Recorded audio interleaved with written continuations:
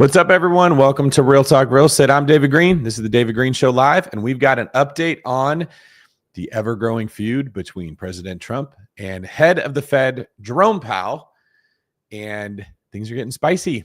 It looks to me like President Trump is pulling all stops. When I say him, it's probably someone in his administration or several someones to try to remove Powell from his position so we can get somebody in there to lower rates or pressure him into lowering rates to keep his job. Speculation is all we have to go by right now as far as the motives, but there is a development of the story, and we are going to get into it today.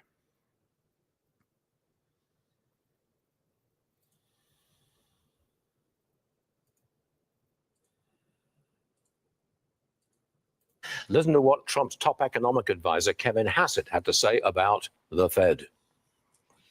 The bottom line is that this is the most expensive project in DC history. So the Fed has a lot to answer for. And the bottom line is that there's a key statutory problem. In 1913, when we founded the Fed, the U.S. was under a gold standard. So it was never envisioned by the people that voted for the construction of the Fed that we currently see, that the Fed could print money and toss it around willy-nilly because they had to have the gold to do what they're doing.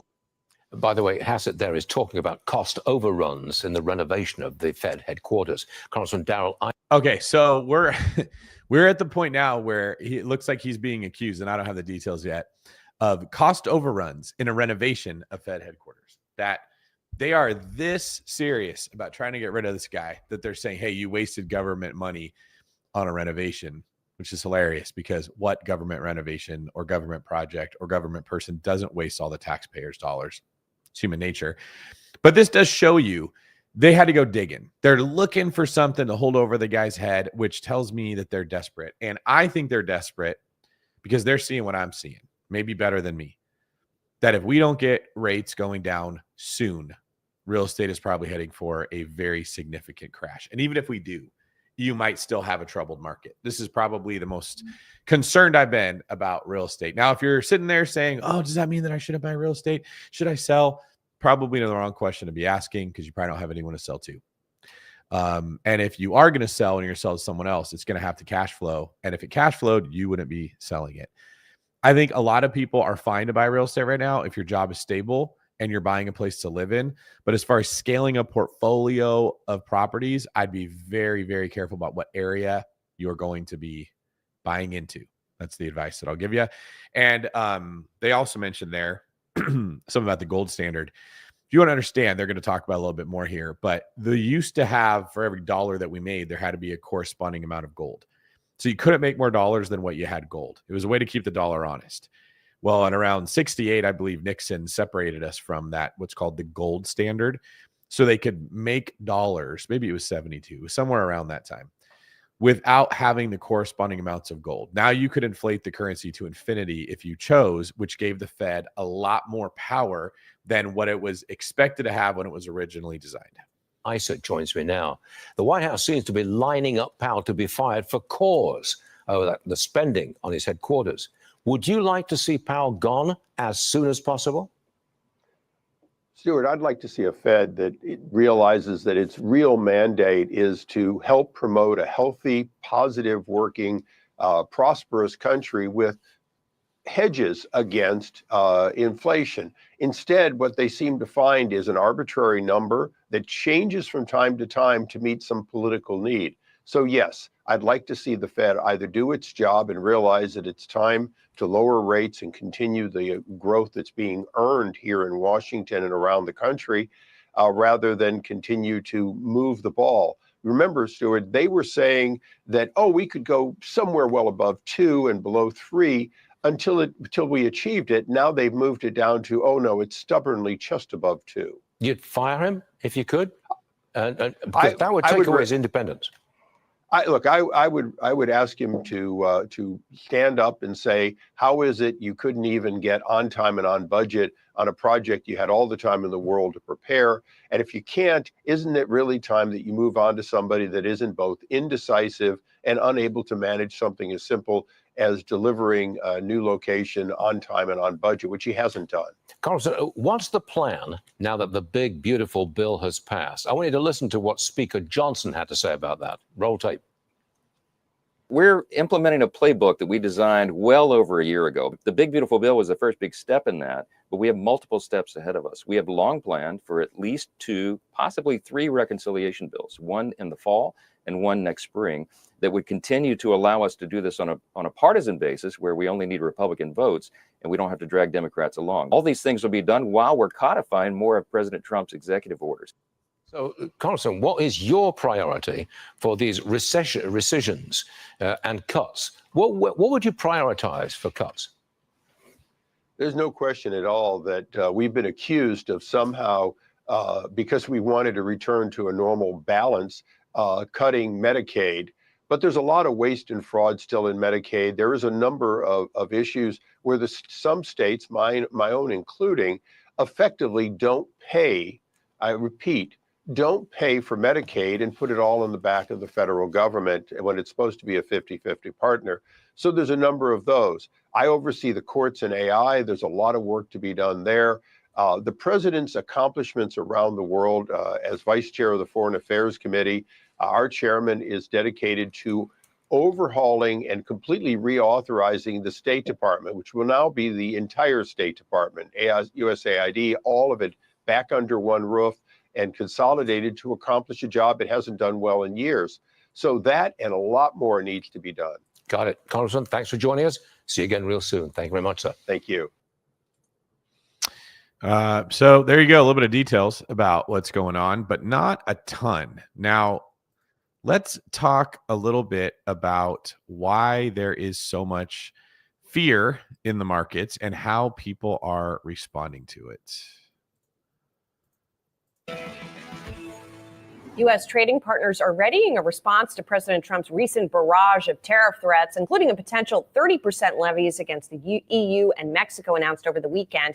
In a piece for the publication Foreign Affairs, Queens College Cambridge President Mohammed El-Erian wrote that the U.S. has, quote, shaken the very foundations of the global order, adding that there is no trusted conductor to guide countries and companies through the complicated transition to whatever's coming next. Joining me now is Mohammed El-Erian. Always a pleasure to talk to you, Mohammed, and thanks for being here, obviously, in what continues to be a very tricky time here. So I guess I would ask first whether you think we are witnessing a sort of remaking of the global order. It seems like there have been so many fits and starts.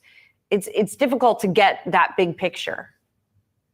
So I think that we are no longer in a world of uber globalization, where we're looking for ever closer integration of goods and people and flows. The question is, are we in a world in which there is managed globalization light or total fragmentation? That's the question mark. And we're not going to know this for another few years, I think, Julie. And I thought the other thing that was very interesting that you wrote in your piece is that the U.S. is almost behaving like a developing nation rather than its sort of global dominant status. What do you mean by that, and what are the implications of that?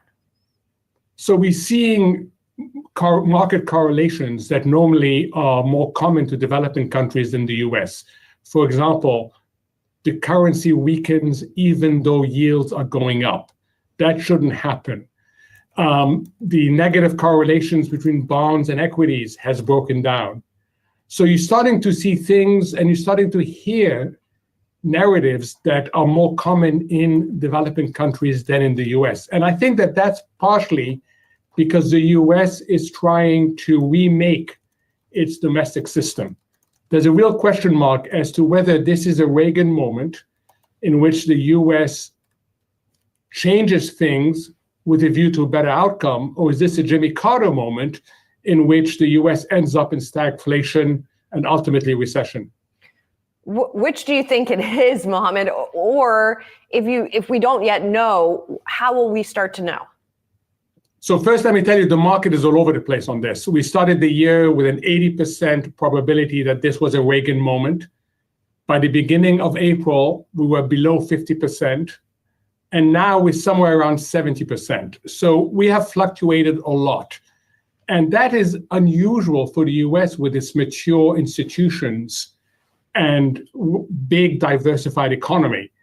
I think it's a 50-50. I don't think we know. I think it will depend on how other countries react as well. So it's a 50-50, but the marketplace right now seems more comfortable than I would be with where we're going. Well, I wanted to ask you about that, because what do you make of the extreme equity resilience here in the U.S. in the face of all of this back and forth? So I think there's two things going on. One has to do with the view that corporates aren't the sovereign, that you may have issues with the sovereign, but at the end of the day, U.S. corporates are strong, good balance sheets, good innovations. That's one view. The other view is that people ultimately think that the U.S. is escalating to de-escalate. That what we heard over the weekend against the European Union, against Mexico, is negotiation. And come August 1st, one of two things are going to happen.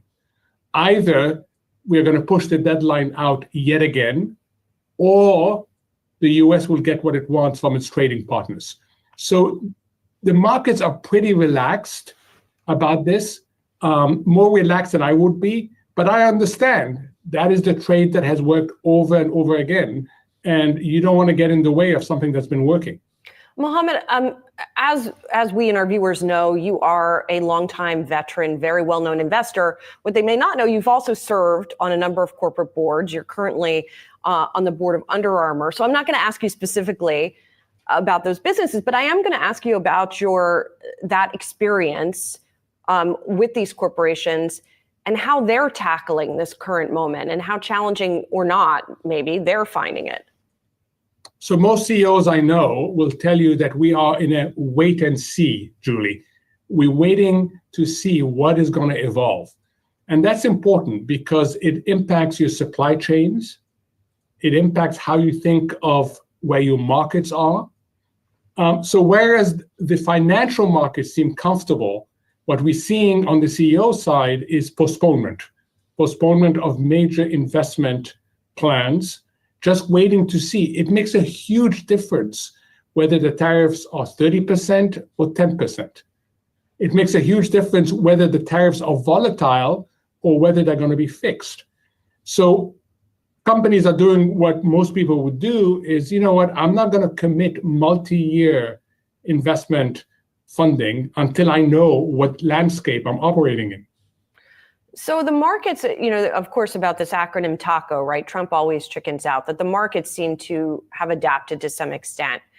But when it comes to being a corporation, you can't really, I guess, bet on that kind of acronym, right? But I mean, do you think the markets ultimately were wrong about TACO, or do we still not know how that's going to play out? So the markets were right in saying that the deadline will be pushed back and will be pushed back again. That's correct. What we don't know is ultimately what the destination is. So the journey has been consistent with a much longer time frame than what economists were afraid of. But we still don't know what the destination is going to look like. I'm hoping that we are going towards some sort of globalization light that is managed more, that the US feel that it's trading in a fairer trading system, that it no longer is responsible for so many public goods that are really expensive. That's what I'm hoping we're going towards. But we could just as well end up in a fragmented global economy. And for companies, what you're going to hear, for example, under Trump 1.0, we went from this notion that China can be your market, China can be where you have supply chains. Do you need C+1 or C+2? One or two other countries to increase your resilience. Now you hear C plus many, and some companies don't even want the C, they just want the many. And that means rewiring your supply chains. And that's not something that you do quickly. It takes time to do so, and it is expensive. I'm glad you brought up China, because I know there is some strategists have speculated out there that part of the reason that the market hasn't reacted more to the tariff headlines is because they haven't involved China lately, right? Most of the focus has been elsewhere, and China is the big elephant in the room, so to speak. Do you think there's any truth to that? And what do you think we need to watch for when it comes to China headline risk? So we know from Mexico, for example, that if you're not in focus today, it doesn't mean you're not going to be in focus tomorrow. I think Mexico was surprised over the weekend to hear about the possibility of a 30% tariff. They thought they had sorted that out. So I don't think China is out of the woods. I don't think anybody is out of the woods right now until we settle this tariff issue. But there's a broader issue with China, which is how quickly will it reform its economy? China right now is no longer a locomotive of global growth. In fact, the concern, and we saw the export numbers today, the concern is that China will start dumping its exports on other markets, especially the European Union, which will cause trade tensions there. So keep China on the radar screen. You cannot ignore it right now. Mohammed, finally, quickly, since you mentioned the EU. Just a reminder to everybody, it was a couple months ago that we were talking about tariffs and people lost their ever-loving minds. With the country was supposed to be plunging into a recession specifically from the tariffs. The idea of tariffs was evil and horrible and everyone was panicking. Don't hear anyone talk about it today. Not a whole lot of talk going on. Looks like we read that situation pretty well and we're doing good. So just remember, a lot of the time when you hear news that's negative, it's from political opponents of the president, no matter who's sitting in office, and not always based in fact. The bloc says it's preparing a response, but it's willing to continue to negotiate. In the meantime, there's some reports that the EU might be looking to other countries to sort of form some alliances. What do you think of that? And do you think that the EU Europe generally, the stock market has been a good investment this year. Do you think that continues as a result of their positioning? So I think the European financial markets are benefiting from the fact that the whole world was massively overweight the US starting this year. The US had outperformed other countries consistently. The US is where the major drivers of innovations are. And the US has a fiscal policy that's quite loose. So there was reason to invest in the US. During the year, what you've had is a realization that that overweight is excessive. And that's why European markets have outperformed US markets so much in the first quarter by 17 percentage points, Julie, 17 percentage points.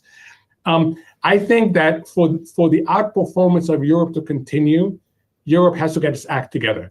It's one thing that having capital pushed out of the US back into Europe. What Europe really needs is to be able to pull back, attract the capital back. And it hasn't been doing enough for that as yet. All right, let's see what President Trump himself has to say about old Jerome Powell. Get some insight into what he's thinking. Donald Trump has Federal Reserve Chair Jerome Powell in his sights again. I think he's doing a terrible job. But the White House isn't merely criticizing Powell now. It appears to be actively seeking grounds to oust him. At issue is a program to renovate the Fed's buildings, which has seen costs jump to $2.5 billion. Administration economic advisor Kevin Hassett says Trump could have cause to fire Powell, depending on the outcome of a probe into the renovation.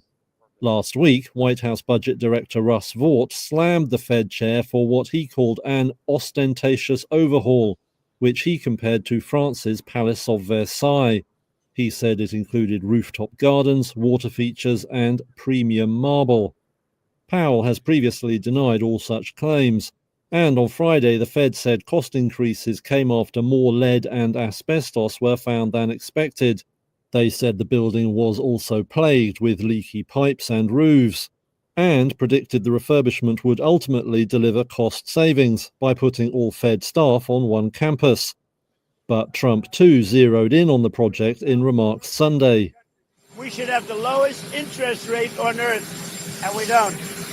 He just refuses to do it, and yet he's spending $2.5 billion rebuilding the Fed, the Federal Reserve building. Any move to oust Powell will be closely watched by markets, with many investors anxious it could undermine the central bank's independence and credibility. Earlier in the year, reports that Trump could try to fire the Fed chief sparked market turmoil before. Can you imagine if American news anchors all had voices like that, gentlemen? Oof, that would be rough if we had to listen to that. Luckily, you got me here, Uncle David, bringing you the news so you don't have to go look up the videos yourself. So all you real estate investors that are out there listening, thank you very much for that.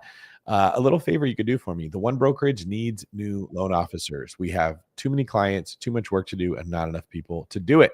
So if you know anyone that is a mortgage loan officer that's licensed, that's looking to work at a different brokerage, probably a better one, if you could just send them my way, you could either go to davidgreene.com and use the chat option to get a hold of me, or you can send me a DM on any of my social medias. I would love that. If you are one of those people, reach out yourself. Let's have a talk and see what I can do to help you make more money.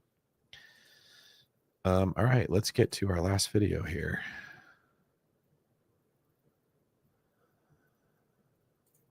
I come too late, pal, because he's always too late. We have a guy that's just a stubborn mule. We have a man who's not a smart man. He's always late. President Trump is very unhappy with Federal Reserve Chair Jerome Powell.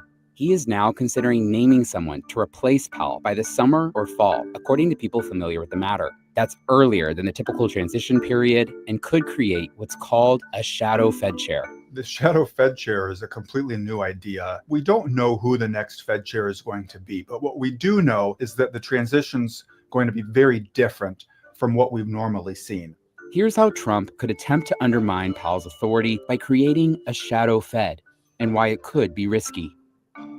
In April, President Trump was talking about firing Jay Powell. And in fact, the Supreme Court in May said, you probably can't do that. So he's back to, geez, what can I do here to try to get rid of this guy? And one idea is just tell everybody this summer who you're going to pick. And that way you make Powell a lame duck.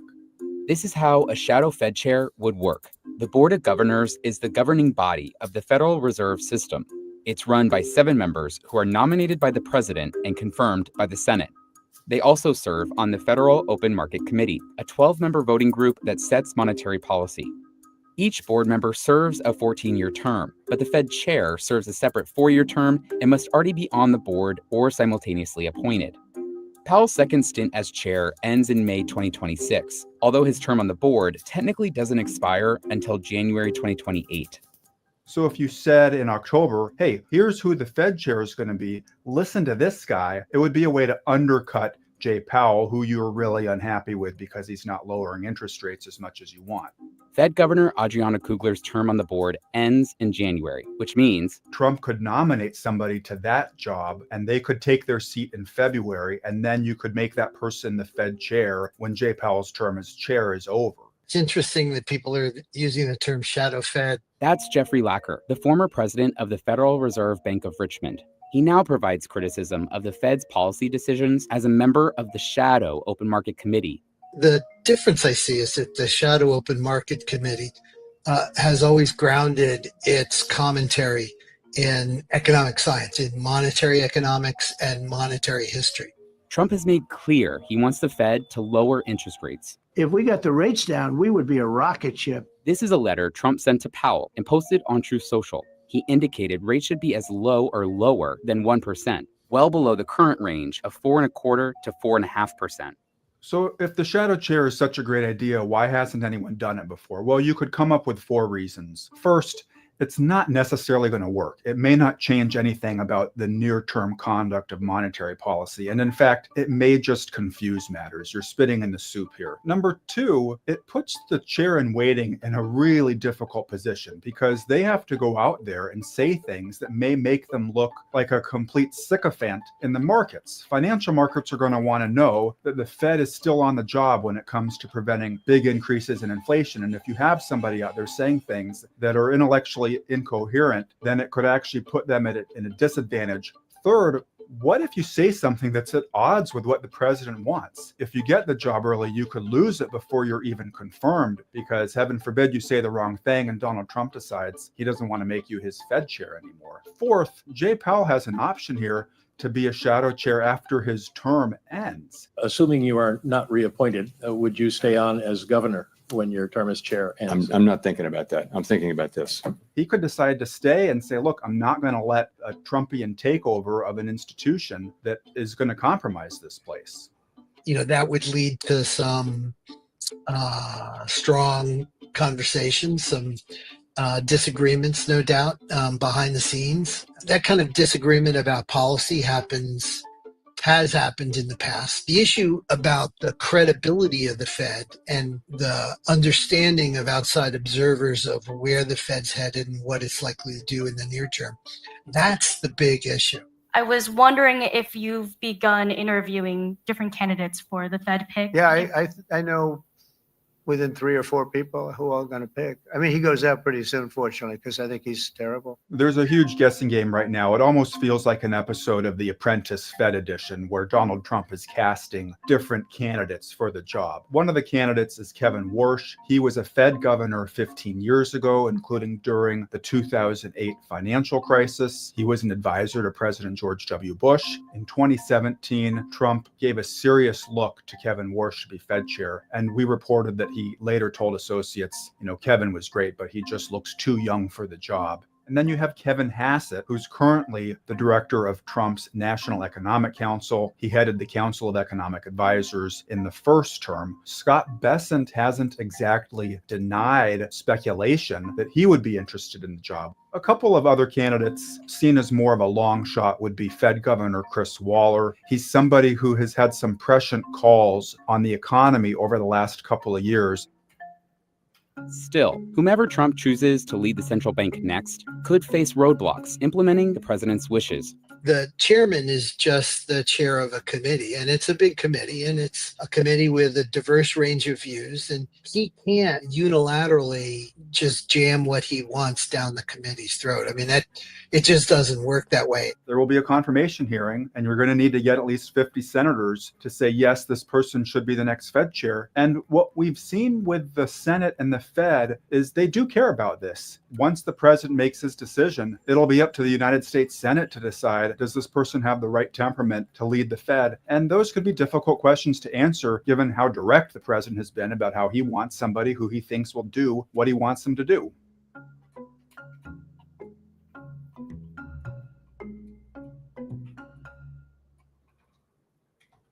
All right, there you have it, folks. There is clearly a plan to get Trump to get Powell out of the White House or out of the Fed. And it looks like he's not going to stop until we get there. So we'll have to see how that goes. If you are one of the people who don't like hearing videos about Trump, I sincerely apologize. I can't help who the president is, and I'm wanting to talk about the economy. I'm wanting to talk about real estate, and he's the person who has most of the impact on what decisions are made. So there's not a whole lot that I can do when I'm covering the economy and how it affects real estate without covering the sitting president. So if you don't like President Trump, I apologize that you have to see his face and hear his voice on the videos, but it is something that we still have to cover if we want to be paying attention to what's going on in the country. Other than that, appreciate you guys. Make sure you subscribe to the channel to get more updates. And if you don't like the Trump talk, well, guess what? We don't talk about it on the David Greene Show. It's the actual podcast, not these YouTube lives. You can follow the David Greene Show on Apple Podcasts, Spotify, or here on YouTube. It's only the YouTube lives where we get into these economic updates that will involve the president. So I do read the comments, and I see a lot of people saying they're mad that I'm always covering Trump. It's only on the YouTube lives, not the case with the regular podcast. So go check me out there, and I'll see you guys on the next episode.